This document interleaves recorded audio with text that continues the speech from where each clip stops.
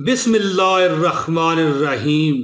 मैं हूँ मोहम्मद इमरान ताहिर, आपका अपना ज़ाती संगी। प्यारे दोस्तों, बहनों, भाइयों, अस्सलामु अलैकुम वरहमतुल्लाहि वबरकातुहू। दोस्तों, हज़ार नेकियां और हज़ार गुनाह माफ़। हज़रत साद बिन अबी वक़ास रज़ियल्लाहु ताला अन्हु से रवायत है कि हम रसूल अल्लाह सल्लल्लाहु अलैहि वसल्लम के पास थे।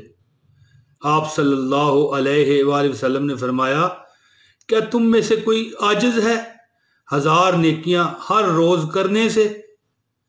तो एक शख्स ने आप सल्लल्लाहु अलैहि वसल्लम के पास बैठने वालों में से पूछा, क्यों कर हमसे कोई हज़ार नेकियां करेगा?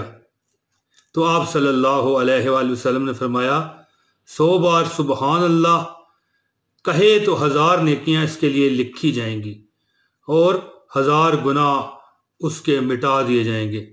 दोस्तों, ये सही मुस्लिम की हदीस है।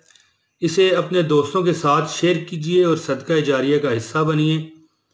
बहुत शुक्रिया जी। मुझे इजाज़त दीजिए। अस्सलामु अलैकुम वरहमतुल्लाहि वबरकातुहू।